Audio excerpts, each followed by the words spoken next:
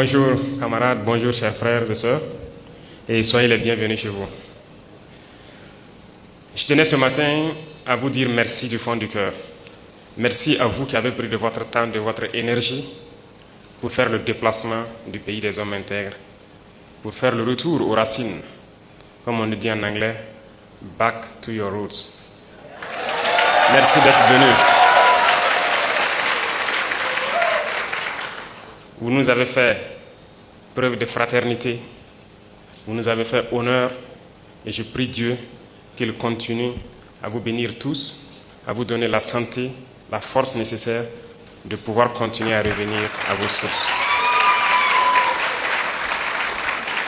Parmi vous, il y a des personnes âgées, très âgées, qui malgré le poids de l'âge ont fait le déplacement avec vous.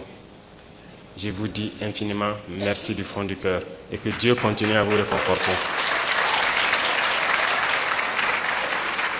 Je suis de bout en bout tout votre séjour parmi vos frères. Chaque soir à la télévision, j'essaie de voir quelles sont les activités que vous avez eu à mener. Et je peux avouer que je suis très content de tout ce que vous avez déjà pu découvrir.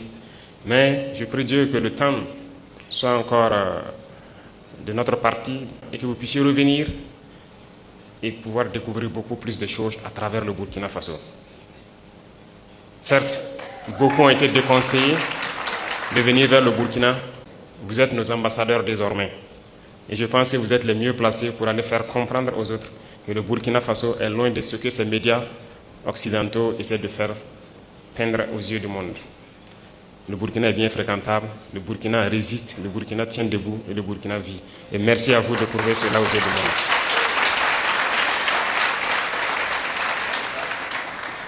Je vous salue également pour votre détermination à vouloir nous accompagner dans notre lutte, à vouloir donc accompagner vos frères et sœurs ici au Burkina Faso en investissant dans tous les domaines possibles.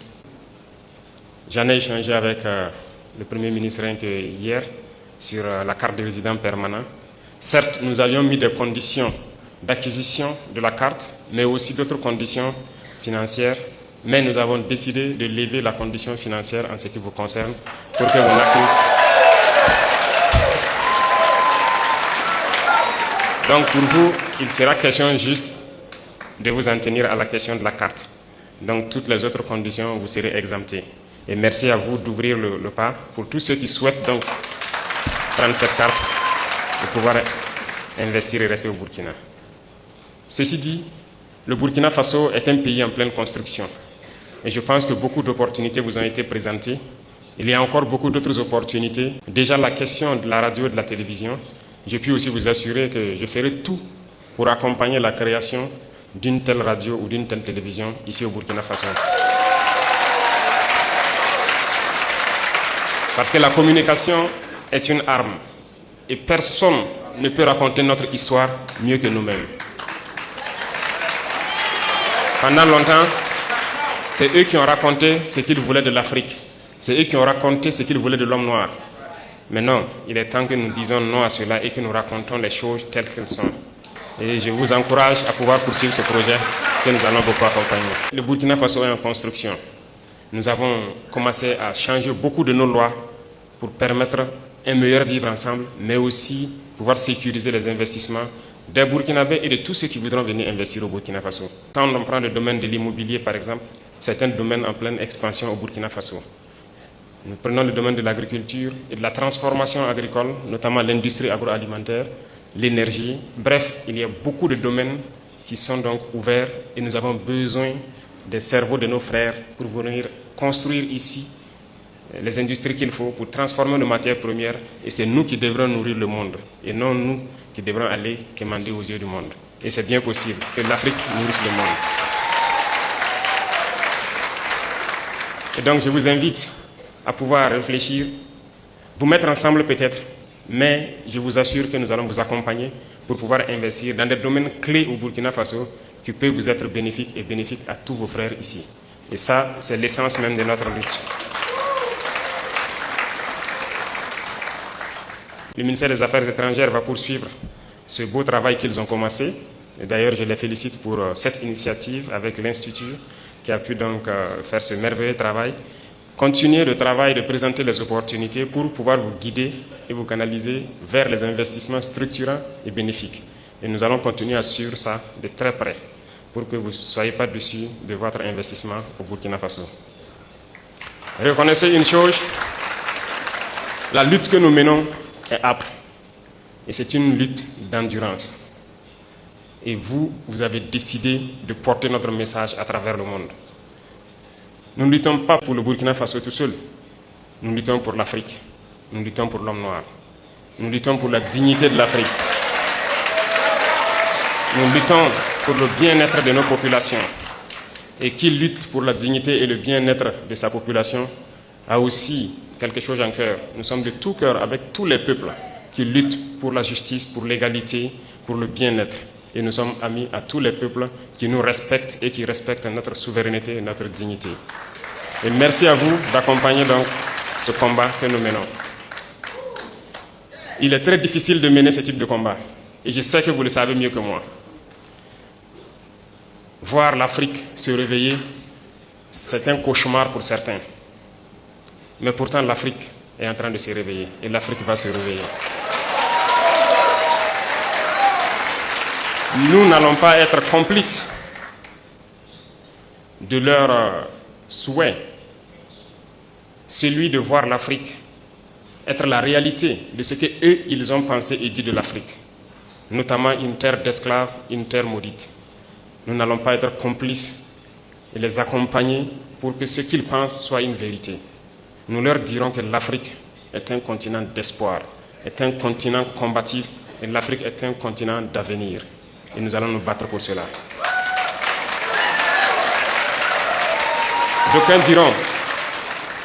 D'aucuns diront que c'est impossible pour l'Afrique de rattraper le retard et de se réveiller. On nous l'a dit lorsqu'on a voulu prendre le destin de notre pays, qu'il est impossible de faire ce que nous voulons. D'autres nous ont découragés. Ils ont toujours pris des exemples de héros africains qu'ils ont tués pour nous dire que ces héros ont essayé mais ils n'ont pas pu. Pour nous faire comprendre que c'est une peine perdue notre lutte. Mais nous avons dit que impossible n'est pas africain. Si impossible était africain, nos grands-parents, nos ancêtres ont beaucoup souffert. Il n'y a pas ce peuple au monde qui a souffert comme les Africains. Aucun peuple ne peut prétendre pouvoir survivre après toutes les épreuves que les Noirs ont subies. On se rappelle que ce soit les colonisations, l'esclavage, les conquêtes arabo-musulmanes ici, les Africains ont connu toutes sortes d'humiliations, toutes sortes de traitements qui visent à nous exterminer. Ils ont voulu faire disparaître le gène du noir, parce que c'était les jeunes braves qu'ils ont toujours pris, tués et déportés. Donc l'Africain est le plus résistant de l'histoire de l'humanité, parce que nous avons résisté à toutes les barbaries possibles. Mais il faut qu'aujourd'hui, nous continuions la lutte. Et voilà pourquoi, moi je vous dis encore merci pour ce combat que vous menez. Parce que le continent souffre encore. Regardez ce qui se passe au Soudan. On extermine les frères noirs. Regardez ce qui se passe au Congo. Regardez ce qu'ils sont en train de s'aimer dans le Sahel. Un peu partout, ils manipulent les noirs pour qu'on s'entretue. Ils envoient les armes et on continue de s'entretuer. Il faut que cela s'arrête. Et c'est bien possible. Et la première chose, la première arme que nous pouvons utiliser, que vous pouvez utiliser, c'est la communication. C'est d'expliquer aux Noirs d'où il vient et qui il est et où est-ce qu'on peut partir. Et c'est bien possible et je vous félicite, je vous encourage dans ce combat. Il faut que partout où des Africains se retrouvent, il faut que nous comprenions une chose. Seuls unis, nous pourrons aller loin. Et il faut que nous arrivions à nous unir d'une manière ou d'une autre. Et cela incombe plus à la jeunesse aujourd'hui, mais aussi aux anciens, qui doivent pouvoir expliquer à la jeunesse ce qu'ils ont vécu hier et comment nous devons nous comporter aujourd'hui pour pouvoir nous unir. Et je compte sur tout un chacun pour continuer ce combat partout où il est. Parce que nous sommes combattus aujourd'hui par l'impérialisme qui cherche par tous les moyens à nous faire disparaître, mais aussi par nos propres frères. Certains qui sont les valets de l'impérialisme mais d'autres aussi pour leur simple intérêt. Personnellement, je dirais qu'il y a beaucoup de chefs d'État africains qui ne m'aiment pas. Ils sont très nombreux, qui ne m'apprécient pas. Peut-être parce qu'ils sont jaloux, peut-être aussi, je suis un danger pour leur maître. Quoi qu'il en soit, moi je ne les en veux pas. Et ils font semblant. Lorsque les gens les croisent, ils font semblant de m'aimer. Mais je sais qu'ils sont nombreux à ne pas m'aimer. Mais notre prière est que Dieu les change profondément dans leur cœur. Que Dieu mette beaucoup d'amour dans leur cœur. Pas pour nous, mais pour leur peuple. Pour qu'ils aiment leur peuple. Et qu'ils se battent pour leur peuple. Parce que nous continuerons à prêcher le message pour que leur jeunesse se réveille. Et je prie Dieu que Dieu mette l'amour dans leur cœur, qu'ils aiment leur jeunesse, qu'ils aiment leur peuple et qu'ils se battent pour le bien-être de leur peuple. Peut-être qu'à travers cela, nous aussi, nous allons bénéficier d'une once d'amour de leur part. Et je prie Dieu que cela puisse arriver et très vite, que nous puissions voir dans la même direction, voir que nous devons nous battre pour le bien-être de nos peuples, de nos jeunesses, de nos continents, de nos pays. Et à travers cela, il n'y a pas de choix, on va s'unir. Parce que l'Afrique est immensement riche, nous avons un marché immense et nous avons des cerveaux à travers le monde. Et nous allons faire venir tous nos cerveaux pour travailler avec nous. Et l'Afrique a besoin de tous ses fils, de toutes ses filles pour pouvoir se développer. Et vous portez ce message, vous portez ce combat. Et nous devons tout faire pour que ce combat aboutisse et au plus vite. Ça, c'est très important. Parce que vous devez voir ce combat aboutir dans très peu de temps. Et c'est bien possible. Donc, je vous encourage. Je vous félicite pour tout ce que vous faites. Et avant de clore mes propos, je vous invite à chaque occasion que vous pourrez revenir au Burkina Faso parce que nous allons transformer le Burkina Faso, faire du Burkina un exemple pour que les gens voient que c'est possible. Nous allons partir de cette situation de guerre, construire le pays, le rendre mielleux. Et que tout le monde voit que c'est bien possible. Et ça va motiver d'autres à se lancer sur le même chemin que nous. Merci pour cet accompagnement. Merci pour cette chaleur que vous êtes venus nous donner. Merci pour l'amour que vous êtes venus nous donner. Et je prie Dieu que vous retournez tous sains et saufs et que vous revenez chez vous au Burkina Faso, investir et vivre paisiblement quand vous le souhaitez. Merci beaucoup à tous. Que Dieu vous accompagne, que Dieu vous bénisse. La patrie ou la mort nous viendra. Merci.